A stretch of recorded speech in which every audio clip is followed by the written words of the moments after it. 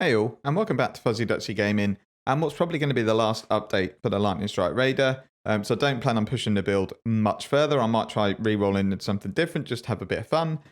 So what I thought I would do for this video is show my character gear, and if possible, where I crafted it or how I bought it, what Atlas tree I'm using at the moment to farm for currency, and then also we'll pull up a path of building and have a look at the stats of the character, and it is a pretty decently all-rounded character.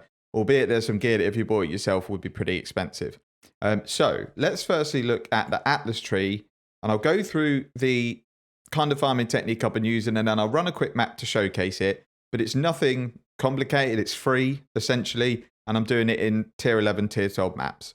So the skill tree for the Atlas, I'm essentially taking, these nodes are for when I run the higher tier maps. So I'm taking both of the altars to just go and farm as much currency as I can, but they're pretty brutal.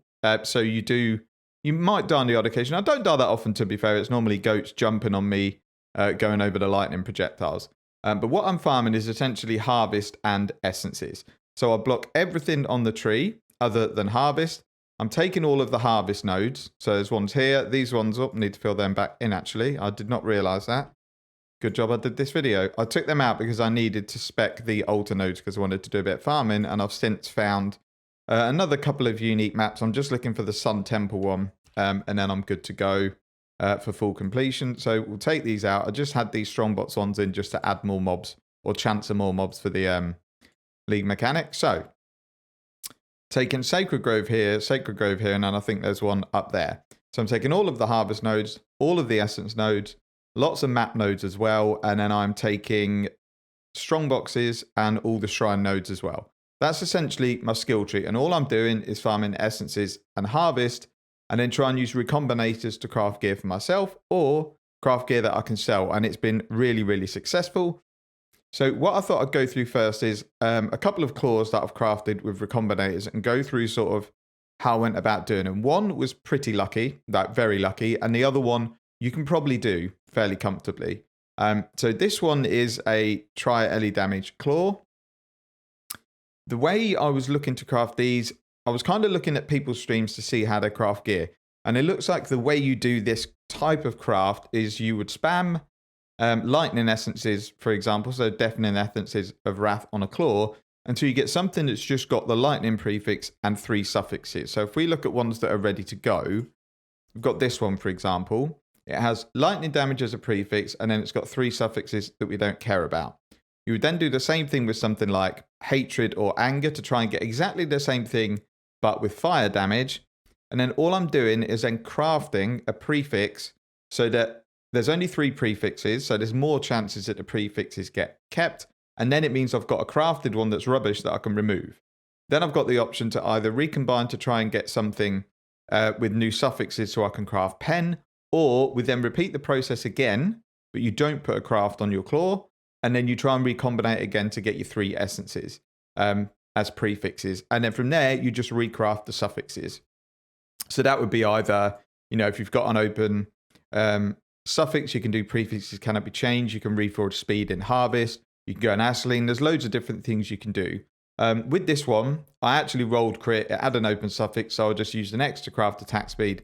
And that's done. And this is about 725 LE DPS claw.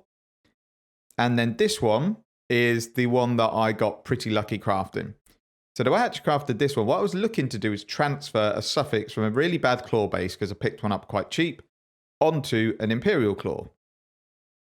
It actually bricked when I did the first transfer. I lost the mod, and I also didn't transfer over to a proper claw base. But what it ended up doing is giving me an insane claw. It had I think that it had the cold and fire damage that this claw's got, and it had the attack speed and the crit chance. So then what I did is crafted a claw with the missing lightning damage that's needed for this, and also made sure that it had the same tier attack speed, so that there's a good chance that attack speed gets kept. I recombined them. There was not much chance of this claw sticking, but it did. So I've now got an 800 LE DPS claw that's probably cost 20x. And although the craft was super lucky, it cost me about 100 chaos to craft it. But the other method I went through kind of seems to be the way to do it. And that's the reason I'm farming essences and harvest. Harvest, I'm doing it because, you get loads of good crafts. I found a 6-link craft in harvest here. I found a Reforge keep all suffixes.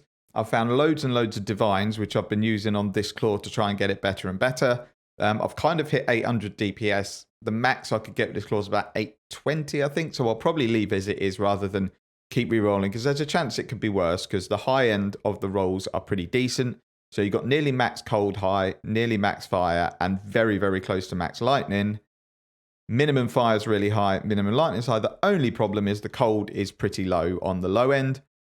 What I will do is try and reforge the suffixes, obviously, because 27% attack speed and 34% crit should be fairly easy to get with a couple of harvest rolls.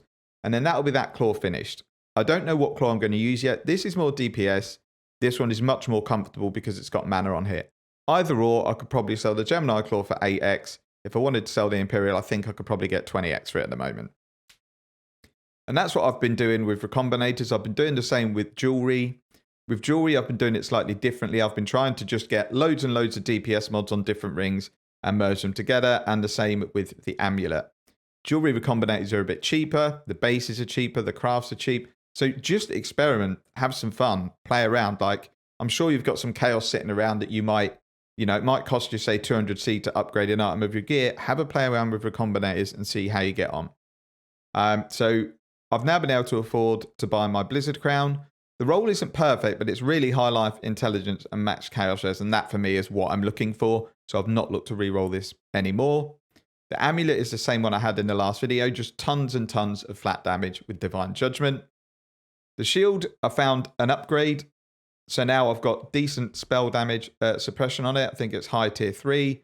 Got some decent cold res, ailment avoidance, life, and loads of evasion. The shield's pretty decent. Could do with getting to 28% quality, but it's good for now. The boots are the same I was rocking before. I crafted these ages ago. And because I played around with the implicits to get elusive effect and action speed, I don't really want to re-roll these boots because I don't need suppression anymore. The belt is a Stygian visor. Again, it's not perfect, but it's got a high chaos resistance roll and T1 life, so I'm happy with this. The only way I'm going to look to re-roll any of this gear is if I manage to land this shield, but instead of cold resistance, +3 cold, because that will then give me 80 cold res. I can then craft +2 max all res, pick up 1 on the tree, and I'll get 83 cold. I'm then going to try my best to go Melding of the Flesh to get 83% all res, but it's going to be tough because I'm going to have to spend lots of money on gear because I'll need chaos res and double T2 resistances on my belt. I'll need to re-roll resistances on other items. So whether I can be bothered to do that, I'm not sure because I'm surviving absolutely fine in all the content I'm doing. The jewel is, same as before. I think some lightning damage, resistance, and life. This could be better. I might look to upgrade the jewel. And the gloves are the same again that I had in the last video. I was recombinating to try and get the temple mod for crit against shocked enemies and lightning resistance onto a decent pair of gloves. I got it. As I said in the last video, I think I tried to get these to +2 and it bricked. So I'm just going to leave it at this for now. Once I've got tons and tons of Eldritch currency, I'll then re-roll again and push this to +2, or at least have another attempt. My flask, I've actually been crafting some really good flasks. That's another reason Harvest is really good, right? If we take a look at my flask stash here, the defense re-rolls that you get in a Harvest that as a Lightning Strike character I'm probably never going to use, they're brilliant for re-rolling flasks. So if we take this flask for an example, this hasn't got any quality on it. So if we go and quality this flask up, we now have a 9.5 second Jade flask with T1 max evasion rating. So that's a really, really cool flask. It's almost perfectly divined as well, so I'll just leave it as it is. I could probably sell this. I have no idea what for. In fact, let's just quickly look this up on the market and see what we reckon this goes for. There's 2 on the market, 60C and 100C. I'm probably going to use it once I kind of jig around. In fact, that's probably already better than what I've got. So we'll go and craft this, and we may as well use that. Like, my other one's decent as well, but nowhere near as good as this one. So let's go and craft this. On all my flasks, I'm putting use when full. Did that do it? It did not do it. Why did you not do that? There we go. Because this basically makes the build a one-button build other than, Whirling Blades and Vile Lightning Strike, because your flasks proc automatically. So you just run around the map, killing stuff, wait for your flask to do their stuff, and you don't have to worry about it. So that covers off the gear. Actually, the only other thing, I don't know if I had this chest last time. This again was me playing around with Recombinators, combining an Essence mod with the Temple mod, and then slamming it together and then crafting life as extra ES. Then I obviously had to 6-link this because I wasn't going to waste money buying loads of 6-links to try and get mods through items because it's going to end up more expensive than linking it. It did end up costing about 1,400 fusings to link, I think. And it's also got resistances on it. The only mod I don't like is the regen life, but I'm not going to play around to try and get rid of that. Rolled max cold resistance to go along with the fizz taken as cold. And the character, I just love playing it at the moment. It feels really tanky, does loads of damage. So we'll go and bring up the POE and look at the DPS. So this is set up fairly conservatively because I put 25 shock when on Shaper and stuff I'm getting 50. But you don't always get 50, so I'm just leaving it at 25 just to be safe. But realistically, the DPS is a lot more than this.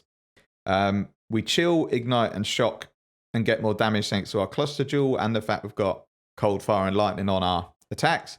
We're going to be elusive. Obviously, this is probably not, you're not going to be max, so this is probably need to come down like 10 or 15%, but it balances out with the fact that I've put the shock pretty reasonable. Resonance, obviously 50. We get power charges from our cluster jewel, frenzy charges from our ascendancy, and endurance charges anytime we're hit by a spell or an attack. In this league, you get hit by spells all the time, so my endurance charges are always full. That then leads on to the fact that I've got quite a big immortal call. So I've pushed my immortal call up to 9. I would love to free up some mana with either an enlighten or something, so I can push that even further, because if you look at my effective HP at the moment, so with immortal call up, it's 121k effective health pool, 32k basically max hit taken, effective hit taken. But the more you push this up, the more it kind of makes quite a big difference. So if you could get up to a 15, your max hit taken goes up to 35k. I would love to be able to push this much higher because you only really need it when you take a big chunk of damage. And in terms of the tree, it's exactly as per my guide, other than I've put a cluster jewel in. Oh, we need to put that in. The reason I've not done it is if I get a bottle of faith, I'm going to be crit capped on bosses anyway. So there's no need to go for the crit endurance charge, which is why I've got this cluster jewel to get my endurance charges in. I just really like my temple chest combined with fizz taken as cold because it just offers me loads of life and loads of survivability. That's it for the POB. I'll put it in the description. As I say, I've not bought a lot of this gear that I've got on my character. So we'll just quickly get rid of the POB again. There we go. Yeah, so as I said, I haven't bought a lot of this gear. I've just been playing around with Recombinators. Yeah, I've probably spent 4 or 5x worth of chaos, maybe even more, buying bases, playing around with them. But I've ended up with gear that is absolutely worth tons more than that. And obviously, I'm really happy with that. That's the update for now. I may bring another update out if I find a new farming strategy. But this farming strategy I've used, if you don't mind doing harvest, is absolutely insane if you want to craft gear to profit. Because essences, although they're still fairly cheap, lots of people are spamming hundreds of these essences to try and get like the perfect or really good claws. At some point, because people are starting to take it off their tree and maybe they're focusing on bossing or expedition, I think these might start to creep up in value. And if they don't, you don't have to go buying them. Like they're still in bulk. These Wrath essences, for example, are still 4 or 5C. I've been into a tier 11 map, used these corrupting essences on every essence monster, and on one map I came out with 14 deafening essences, nearly all of them valuable. So I come out with about 45C from the map when I've spent 3 chaos to go in. There's no danger of me dying. It's like a T11 white map. All I'm doing is going in there, getting the essences, getting the harvest, seeing what I can craft, and getting out. And harvest is proccing all the time. It's like 1 in 2, 1 in 3. I'm finding a harvest. Essences, because I'm forcing an extra one through all the nodes, I'm getting 5 essences when I pay 3C. It's just nice and chilled. You don't need a good character to do it, but you need a character that can do tier 11 maps, basically. So I will do a link to the POE planner below in case other people wanted to try it out. The only thing I will say, if you do this, use your Sentinels before you tackle any essence monsters and any harvest monsters, because the harvest monsters can be pretty tough if they're empowered. Even for my character, there's some monsters that when they've got like the 50% block and they might have the 50% evade and max lightning res or takes less lightning damage, they can get ridiculously tanky. So what I thought I'd actually do as a showcase, because who wants to see a white tier 11 or tier 12 map, is I've got a 40% Delirious City Square T16 map. I've just alked it. It's got any weakness on it, which should not be too much of a problem with this build. A little bit more monster life. Nothing too dangerous on it, but obviously we are running the altar strategy. So if we end up stacking loads of altars, we're going to take an absolute shed load of damage from the Delirium mobs. So the idea, if you haven't seen his strategy, is you rush to the boss and kill them. Don't put any of your sentinels up. Then you go around killing all the minions. If altars do spawn, you just take whatever the minion one is. You don't look at it. You take the minion node, and then you just carry on until you run out of portals or you loot the map, and you end up with an absolute ton of currency. Last one I didn't end up getting any portals, so let's hope it's a bit more interesting this time.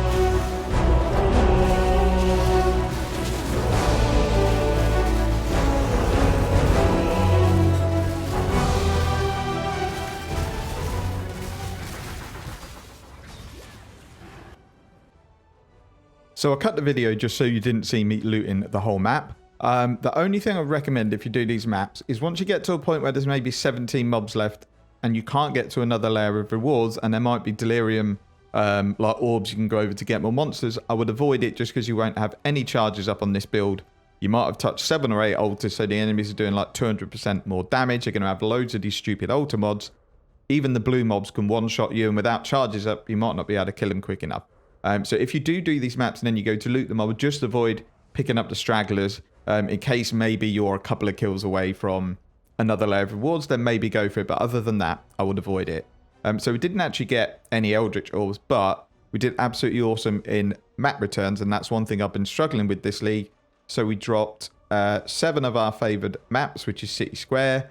We got a few of them with Delirium on them. Got a couple of part maps. So we actually did really well. Character survived okay. There was lots of stuff going on, but it seemed to do fairly decently for the defences I've got. So that's it for the showcase and probably the last update for this character. What I'm going to concentrate on now is either a new character or some farming strategies for various levels of investment. But as always, thank you very much for watching. Take care and see you in the next one.